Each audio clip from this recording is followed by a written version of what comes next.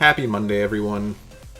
Let's make Monday the day of the week that's our new payday. You know, forget Friday. Every Monday, we're going to go out, we're going to work hard, we're going to do our best. We're going to be as happy as this dog, and we're going to get the results. So let's get into it. Is you have to reverse engineer what you want. The greater your ambition for legacy and something meaningful, the greater you are as a person, because it's really the only practical way to actually pull it off. So let's reverse engineer what we want. And as DFS players, what we want are home runs. Notice the count here, 2-1, ba-boom, it's gone. Down the middle, those juicy, juicy home runs. Okay, let's watch here. Keep an eye on the count too. Boom, 2-1. They know the strike is coming, and they smash it. Absolutely smashing. See, all those years in art school really paid off for me. So home runs give us the most points, right? 18.7 at the minimum for, a solo home run. And, we need them to cash in everything we do. So the question is, how do batters and why do they hit home runs? So usually they do this when they're in 3-0 counts, 3-1 counts, 2-0 counts, and even 1-0 counts. So when they get to this count, it's important for two reasons. One, they are expecting a pitch to come into the strike zone, right? So imagine when a batter is in like a 1-2 count, right? Or even an 0-2 count, you're now in survival mode. So the pitcher is likely to throw you junk, but if it's some breaking ball that looks like it starts in the middle of the zone and then dips down, you're still going to just try to fight that off and foul it off, right? So you're not necessarily trying to, get a hit. You're in kind of survival mode. Whereas if you're in like a 3-1 count, the pitcher has to throw something in the strike zone. Could be a fastball, could be a breaking ball. So while you're expecting it, you're geared up for it. And you're much more likely to get a hit and a home run. So we want to get into this situation, right? All these counts are really, really good. So how do we get there, right? Why do pitchers put themselves in this position?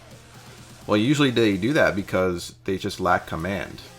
So to get here, we have a lack of command.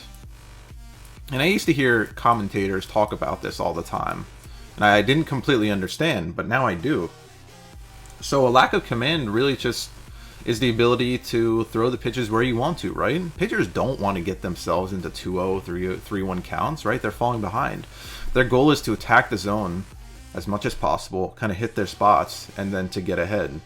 The problem is, the problem is a lot of pitchers just lack the basic command. That's why we're always up against, Mike Wright. We're always stacking against him because the place where the catcher sets up and where his pitches land are usually very, very, very far apart. So what is the best indicator of kind of lack of command?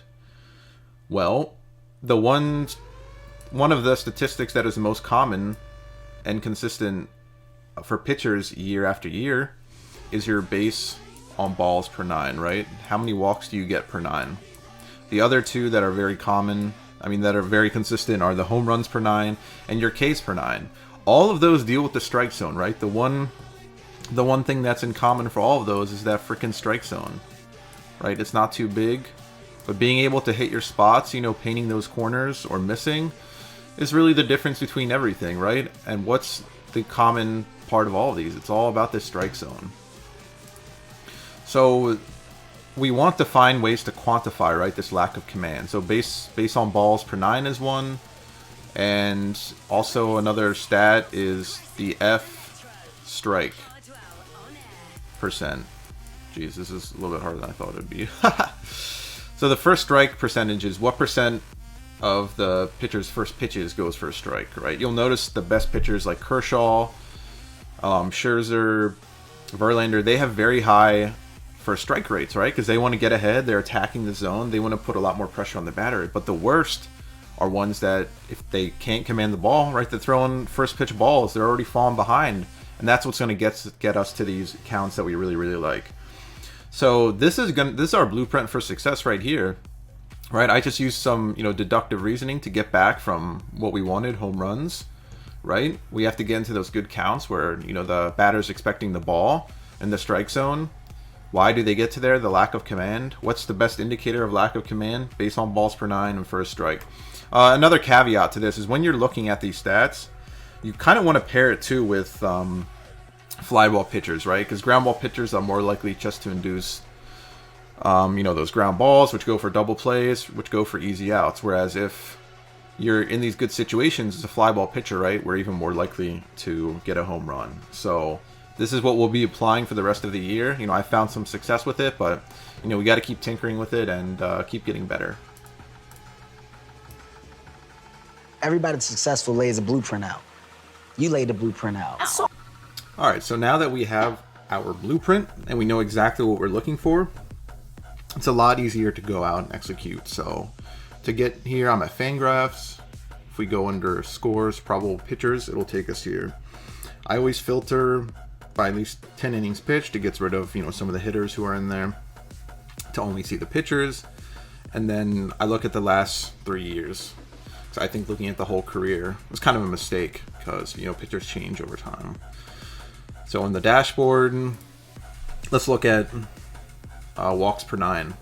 Okay, so Cody Reed jumps out. Always make sure you look at the innings pitched, because if it's a small sample size, you're kind of gambling then to, you know, really draw conclusions, right? Because this is very high. The league average is about 3, to give you some perspective, but we're just trying to take notes of, you know, who kind of jumps out at us here. So, you know, Cody Reed, you know, maybe, you know, Tyler, you know, he's at Coors, so that's, and there's a very large sample size there. You know, the problem is, again, we're trying to look at ground balls too. We're trying to avoid those people. Okay, Derek Holland, he jumps out at us too. He's more of a fly ball pitcher, so he could be in a bad situation. Or we got Jose. We know Miami all year is going to be bad. And so, you know, he's above average here. He doesn't strike a lot of people out. He's giving up a lot of home runs. Ground ball is okay. And we could also, let's take, no, Fister's, you know, close to average there. So, okay, so we're looking at those 3. If we go to the plate discipline tab, here we can look at the first pitch strike stat, you know, that we talked about, right? So this also gives us an idea about command. So you see some of the best pitchers here, you know, are up there. I'm kind of surprised Derek is there. Wow. Verlander's behind him. That's kind of weird. So we want to look the other way. And okay, so Cody Reed is there again, right? So we should take note of that. And Tyler is also there. So, you know, maybe a San Diego stack, you know, won't be so bad at Coors today, because a lot of people are always on the Colorado team. The visiting team to Coors is always lower owned, so that's interesting. Who else do we see there? Okay, Urena's there again. So just from looking at this, it looks like Urena is someone that we're going to be targeting today. So to keep in mind, you know, the league average is 60. I mean, so the lowest on the day is 53. So it's not going to, I don't know, that difference isn't as big as kind of I thought. I think the lowest I've seen is 49%, but, you know, it's still worth. So Cody and Urena and Tyler are the ones, you know, we're really, really looking at. So once we have a couple pitchers that are on our mind, let's go to the SaberSim projections. You know, to get here, under projections, go to SaberSims and we're there. So let's start by looking at the pitchers. We're playing primarily on FanDuel, so we're just going to see, right, we expect all these guys to do really well. John Gray being up high there kind of makes me question the San Diego, you know, stack against, but we'll see. So here at the bottom, what do we see? All right, there's our Jose, and there's Cody, the two guys we're talking about. Man, Chatwood he's also not in a terrible place, so, you know, I trust these projections the most. Whatever projections you trust, you know, try to listen to them. That way it helps stabilize your process. So looking at these two, Marlins and Reds, right? We want to be against them. They've got pretty 25 is kind of a threshold for me. Once you're at there or below, you know, you're gonna have a bad game. So now let's look at the batters. Okay, we're gonna do 30. Let's arrange it by FanDuel. Let's just kind of go down the list and see who we expect. You know, he's there at home versus the lefties, right? He's like almost guaranteed to hit a home run. He's in a really good spot. Both their prices are up, right? He's one of the best hitters. He's also in an amazing situation. I don't think Charlie's playing. Aha. So here's our first interesting player. Michael Conforto is 6th on the list behind all these guys. And all these guys are going to be like 5,000. So let's take a look. Let's look at all the hitters. Damn, Nolan's up there. He's up there, right? So everyone is around 5,000. But if we look at Michael Conforto, boom, he's really good value. Really, really good value there, right? So you can, all that salary space, you can put up to a pitcher, or you can kind of put wherever you want. So let's go back. Okay, boom. Cespedes, okay? Cespedes is ranked very, very high. Look at the price, I mean the point difference. That's 2 points difference. Cespedes at the same price, so the Mets are looking, man. Okay, yep, Cespedes is there. We'll keep looking, and Jay Bruce. And all three of these guys are power hitters, so that's enough for me to draw the conclusion that this Mets stack against, you know, a bad pitcher who lacks command, walks a lot of people, he's going to put hitters into a great count. I'm happy with doing a, you know, Mets stack for the cash games, right?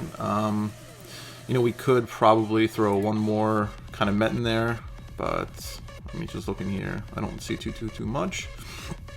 So if we also see, so Cody Reed, he's pitching for the Reds. Who are the Reds going against today? We're scanning. Okay, Philadelphia.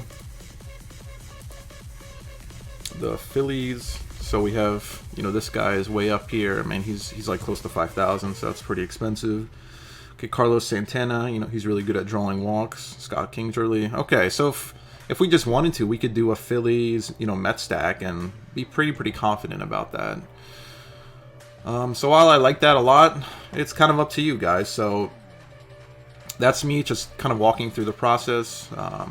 Always remember to make sure you look at the kind of at-bats. We'll do that real quick. Daily baseball data. Because we saw that Manny, you know, he had that 2 home run game against Cespedes, and the biggest reason is he had great BVP numbers, but the sample size was, you know, 50. I've been just doing 40 because that's about 10 games, so I want to be aware of everyone that's even close to there. Let's look. Ivan Nova, Ben Zobrist, you know, his WOBA is not so good. Damn, Miguel has some very, very impressive numbers. Man, look at that average. Ooh. Victor Martinez, too. Those are the earlier games, so we're kind of ignoring that. Adam Jones does not do so well against Happ, so that's an easy fade. Rice is probably going to be chalk tonight. I mean, this is an absolute insane numbers, and that's enough for me to draw a conclusion. Markakis, too. I think fading Scherzer today is a good idea, just because he's not good against lefties, and there are a lot of lefties on that team. We're looking here. You know, Beltre's got, you know, pretty decent numbers, too. So a couple people to keep in mind here. Joe Mauer. Wow, that's a lot of at-bats. Woolley, he's got him figured out. You know, Cargo, kind of lefty on lefty. That's not a surprise. So, yeah, good luck with that, guys. Let's do it.